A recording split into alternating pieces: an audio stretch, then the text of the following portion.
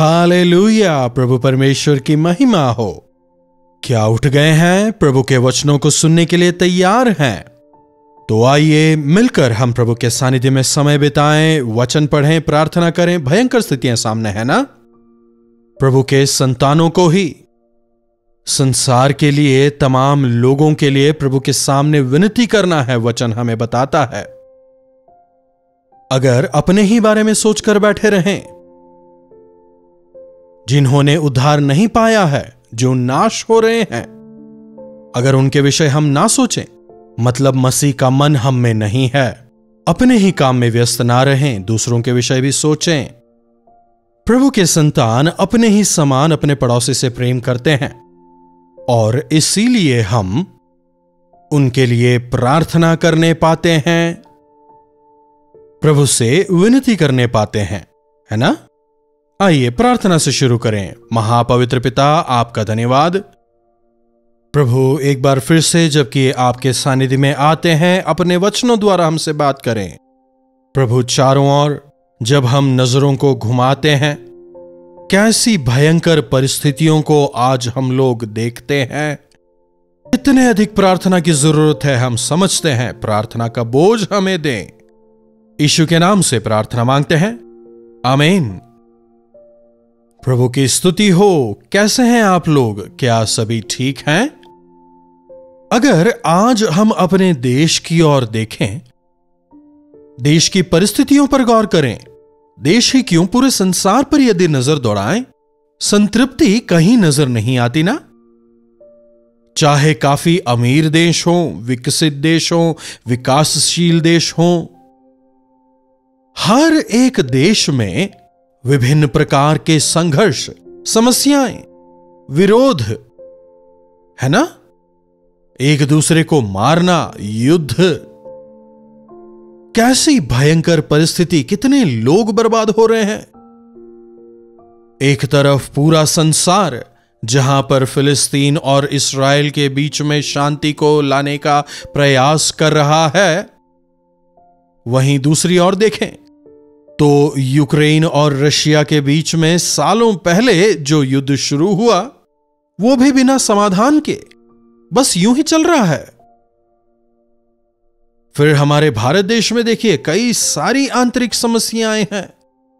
बीते दिनों में किस प्रकार से नेपाल में तख्ता पलट हो गया, पूरे संसार भर में देखिए उथल पुथल मचा हुआ है कि नहीं? अमेरिका की बात करें, क्या वहां पे शांति समाधान है? जी नहीं, वहां भी संघर्ष। एक नहीं, दो नहीं, संसार भर में अगर देखें, कुल मिलाकर अगर देखा जाए 195 देश हैं। इन तमाम देशों में कौन से देश में शांति समाधान है अगर सवाल करें, तो केवल वहां जहां लोग नहीं हैं। हमारे देश को देखिए, कितनी बड़ी जनसंख्या है, इतनी बड़ी आबादी,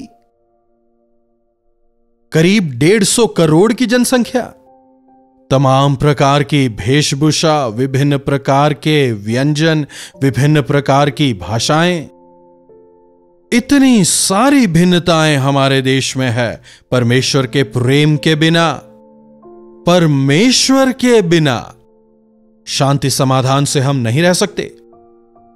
इसीलिए वचन हमें सिखाता है, तमाम लोगों के लिए हमें प्रार्थना करना है। हमारे देश की अवस्थाओं को यदि हम प्रभु के सामने रखकर प्रार्थना करें, संसार भर के विभिन्न देशों को याद करते हुए यदि प्रभु से विनती करें, प्रभु यकीनी तौर पर चमत्कार करेंगे। एक तरफ अगर युद्ध की खबरें हमें दहला रही हैं, दूसरी ओर प्राकृतिक आपदाएं हैं। दरअसल ये प्राकृतिक आपदाएं आखिर होती ही क्यों हैं? क्या इन आपदाओं को देखकर ऐसा नहीं लगता कि मनुष्यों ने खुद ही अपने पैरों पर कुल्हाड़ी मार ली? मनुष्य भ्रष्ट हो गए हैं और संसार को बर्बाद कर रहे हैं। पीने के लिए स्वच्छ पानी नहीं है, प्रदूषण की वजह से लोग सांस नहीं ले पा रहे, भूमि की उपजाऊ क्षमता कम हो रही है, खेती करने की जो लागत है दिन प्रतिदिन बढ़ती जा रही है। पहले कर्ज लेकर खेती के लिए सामान खरीदो, फिर पानी के लिए मोटर खरीदो, मोटर के लिए बिल भरो, कितने खर्चे। लेकिन जब मैं छोटा था, देश की स्थिति ऐसी नहीं थी। हमारे देश को स्वतंत्र हुए 5 बरस ही हुए थे। जब मेरा जन्म हुआ था, बिजली नहीं थी, लेकिन स्वच्छ पानी था, स्वच्छ हवा थी। वो घोड़े गाड़ी, बैलगाड़ी, यह कुछ भी आज नजर नहीं आता। आज घोड़े गाड़ियों को मोटर की गाड़ियों ने बदल दिया है। क्या बिना स्वच्छ पानी के, बिना स्वच्छ वायु के जीवन बिताने को विकास कहते हैं? मेरे लिए तो नहीं। यह सब जरूरी है, लेकिन स्वच्छ जल और पानी उससे जरूरी है। तो क्या हम हाथ पर हाथ धरकर बैठ जाएं?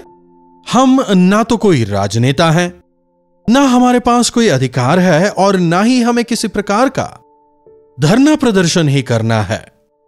लेकिन परमेश्वर के सामने हमें जाना है। ना ही हमें किसी पार्टी पॉलिटिक्स में घुसने की जरूरत है, ना ही हमें कुछ और प्रदर्शन वगैरह करने की जरूरत है। हमें सीधे हमारे परमेश्वर के पास जाना है, वे सब ठीक करेंगे। एक वचन की ओर मैं आपके ध्यान को लाना चाहूंगा, एक बेहद शानदार वायदा हम सभी से जानते हैं। दूसरे इतिहास की पुस्तक, उसका 7वां अध्याय 14वीं आयत से पढ़ रहा हूं। देखिएगा, यदि मेरी प्रजा के लोग जो मेरे कहलाते हैं दीन होकर, क्या करना है? दीन होकर प्रार्थना करें और मेरे दर्शन के खोजी होकर बुरी चाल से फिरें। मेरी प्रजा के लोग जो मेरे कहलाते हैं, हम प्रभु परमेश्वर की प्रजा हैं। मसीही का मतलब मसीह को जानने वाले लोग। अंताकिया में शिष्यों को मसीह यीशु की तरह जीते हुए देख, अरे ये तो मसीह यीशु की तरह जीते हैं, उनकी तरह कार्य करते हैं कहते हुए लोगों ने उन्हें मसीही कहा। आज भले ही इसे एक धर्म का रूप दे दिया गया है, लेकिन यह ना कोई धर्म है, ना जाति है, ना कोई कुल है। यह एक खास और पवित्र जीवन जीने का विधान है। यीशु मसीह को अपने जीवन में आमंत्रित कर उनके अनुसार पवित्रता में जीवन बिताना ही मसीहियत का एक मूल रूप है, और तभी हम मसीही कहला सकते हैं।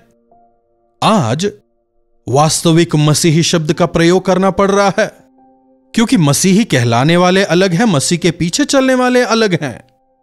वास्तविक मसीही प्रार्थना करने वाले होते हैं, प्रेम करने वाले होते हैं, पवित्र जीवन बिताते हैं, क्षमा करने वाले होते हैं।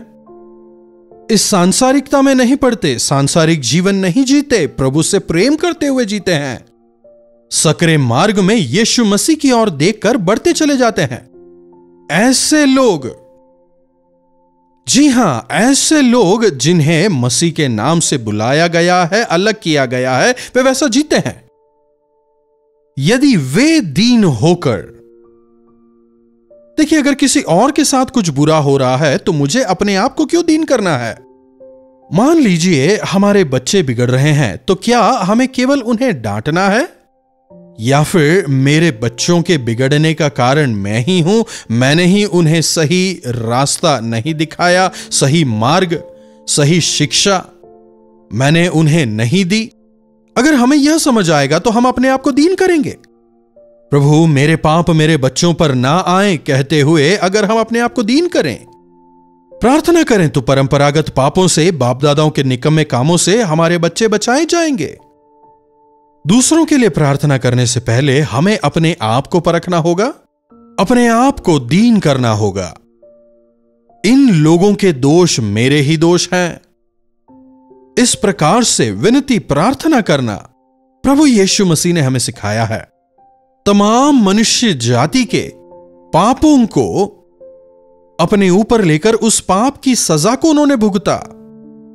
तो इसलिए प्रभु के नाम को धारण करने वाले हमें अपने आप को दीन करना है। दूसरा क्या करने लिखा है? प्रार्थना करना है। धरना प्रदर्शन नहीं, प्लग कार्ड्स लेकर रास्ते पर निकलना नहीं। हमारे सामने चाहे कैसी भी स्थिति हो, प्रभु के सामने प्रार्थना करना हमें सीखना है। आज के मसीही प्रार्थना के महत्व को भूल रहे हैं।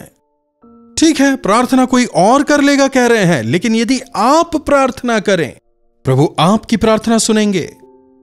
आपकी प्रार्थना सुनकर आपको भी चंगा करेंगे, और आपकी प्रार्थना की बदौलत वे दूसरों को भी उद्धार देंगे। प्रार्थना में 4 विभिन्न प्रकारों को देखते हैं। जो मुंह में आया उसे प्रभु से मांग लेना प्रार्थना नहीं है। सबसे पहले प्रभु की महानता को समझकर उनकी स्तुति करना, और फिर दूसरा, आपकी जो जरूरतें हैं उन्हें प्रभु के सामने रखना। तीसरा, दूसरों के लिए हमें विनती प्रार्थना करना। चौथा, प्रभु की प्रशंसा करना। हां, प्रभु की प्रशंसा का मतलब जो प्रभु हैं उसे समझकर उनके ईश्वरत्व के लिए उनकी प्रशंसा करना। तो इस प्रकार से प्रार्थना में हम 4 विभिन्न चीजों को देख सकते हैं, और इन चारों भागों में जहां हम दूसरों के लिए विनती प्रार्थना करते हैं, इसमें हमें अधिक समय बिताना है। दूसरों के लिए हमें अधिक विनती प्रार्थना करनी है। मेरी प्रजा के लोग जो मेरे कहलाते हैं दीन होकर प्रार्थना करें और मेरे दर्शन के खोजी हों। खोजी, हमें उन्हें खोजना है। कहां खोजना है? पहाड़ों में, नदियों में नहीं।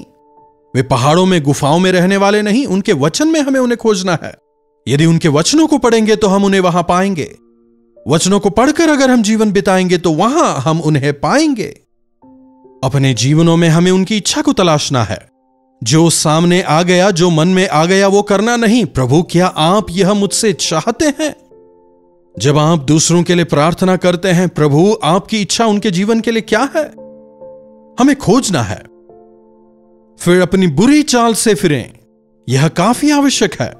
प्रार्थना करते हुए अगर हम अपनी बुरी चालों से ना फिरें, अपने पापों से मन ना फिराएं, मैंने अंगीकार कर लिया है कहना काफी नहीं। अपने अपराधों को छिपाने वाला वृद्धि नहीं करेगा, बल्कि उसे छोड़ने वाला, उस पर कृपा होती है। अंगीकार कर छोड़ देने वाला आशीष पाएगा। जब हमें बुराई होती है तो हमारी प्रार्थना स्वर्ग तक नहीं पहुंचती।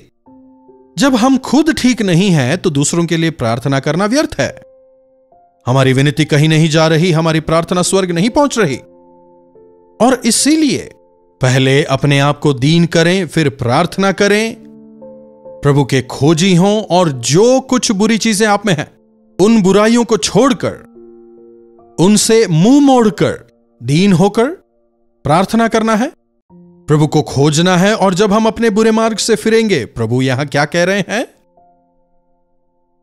तो मैं स्वर्ग से सुनकर उनके पापों को क्षमा करूंगा और उनके देश को ज्यों का त्यों कर दूंगा। यहां जो लिखा है उस प्रक्रिया का अगर हम पालन करें तो वे स्वर्ग से सुनेंगे और हमारे पापों को क्षमा करेंगे। श्राप का कारण पाप ही है। इन प्राकृतिक आपदाओं का कारण पाप ही है। नूह के दिनों में जब संसार पाप से भर गया था तो बाढ़ आया ना, कारण पाप था। दूसरे इंसान पर तलवार खींचने का कारण अहम है। आज वे तलवार बॉम्ब बन गए हैं, मिसाइल्स, गन्स, डिस्ट्रक्टिव वेपन्स। अहम की वजह से, घमंड की वजह से, अहंकार की वजह से मनुष्य दूसरों को बर्बाद करने पर तुले हैं। लेकिन अगर हम प्रभु के सानिध्य में विनती प्रार्थना करें, प्रभु हमें इन पापों से छुड़ाएंगे। जब हम दूसरों के लिए पश्चाताप करेंगे, प्रभु हमें क्षमा करेंगे। हे पिता, इन्हें क्षमा करें, ये नहीं जानते ये क्या कर रहे हैं। क्रूस पर प्रभु ने जो प्रार्थना की उस वजह से आज हम इस प्रकार से प्रभु की क्षमा प्राप्त कर जीवन बिता पा रहे हैं, भले ही उन्होंने प्रभु का विरोध किया हो। तो इसलिए आइए हम प्रार्थना करें। पहले अपने आप को दीन करें, अपने आप के लिए प्रार्थना करें, फिर देश के लिए प्रार्थना करें। ना केवल देश के लिए बल्कि पूरे संसार के लिए हमें प्रार्थना करना है कि परमेश्वर की शांति, उनकी परिपूर्णता, वो संतोष तमाम लोग अपने जीवनों में पाएं, प्रभु की ओर फिरने पाएं। हर कोई पूर्ण स्वतंत्रता से, आजादी और सुइच्छा से जीवन बिता सकें, इसके लिए हमें प्रार्थना करना होगा। प्रार्थना। महापवित्र पिता परमेश्वर, एक बार फिर से आपके वचनों के लिए हम आपके शुक्रगुजार हैं। प्रभु, एक बार फिर से अपने वचनों के जरिए हमें यह समझाने के लिए कि हमारे ऊपर कैसी बड़ी जिम्मेदारी को आपने डाला है। लोगों के उद्धार का, देश के आशीष का दारोमदार आपने हमारे कांधों पर, आपके संतानों के कांधों पर आपने रखा है। दोबारा आज अपने वचन से हमें यह सिखाने के लिए आपका धन्यवाद। प्रभु परमेश्वर अपने आप को नम्र और दीन करते हुए दूसरों के लिए विनती प्रार्थना करने का मन आप हमें दें। प्रभु बुराई से फिरकर अच्छाई के मार्ग में चलने में आप हमारी मदद करें। हमारे देश को आप आशीषित करें। महिमा आदर आपको देते हैं, यीशु के नाम से प्रार्थना मांगते हैं, आमीन।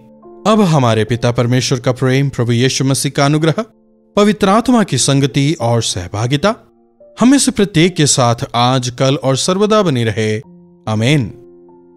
प्रभु परमेश्वर की महिमा हो। अपने प्रार्थना विषयों को आप हमें 9884907779 पर व्हाट्सएप वॉइस मैसेज या फिर टेक्स्ट के जरिए भेज सकते हैं। हम आपसे सुनना चाहेंगे और आपके साथ मिलकर आपके लिए प्रार्थना करेंगे। प्रभु अवश्य चमत्कार करेंगे। अगर आपने चैनल को सब्सक्राइब नहीं किया है तो चैनल को सब्सक्राइब करें, शेयर करें, लाइक भी अवश्य करिएगा। इन्हीं वचनों के साथ आज मैं आपसे विदा लेना चाहूंगा। दोबारा मिलने तक प्रभु का अनुग्रह हम सबों पर बना रहे। दिल्ली और दिल्ली के आसपास के दर्शकों के लिए खुशखबरी। डॉक्टर जयपॉल अपने दर्शकों से मिलने के लिए दिल्ली में एक दिन के गेट टुगेदर के लिए आ रहे हैं। तारीख है 12 नवंबर। पहला सेशन दोपहर 2 बजे से 5 बजे तक, दूसरा सेशन शाम 6 बजे से 9 बजे तक। जगह है YWCA कॉन्सेंटिया हॉल, बंगला साहब गुरुद्वारा के पास, अशोक रोड, नई दिल्ली। अधिक जानकारी के लिए हमसे संपर्क कीजिए 8939393939 पर। तो डॉक्टर जयपॉल से मुलाकात करना न चूकें। कलवरी दर्शन, ये है प्रेम के दर्शन, यीशु प्रेम के दर्शन। कलवरी दर्शन,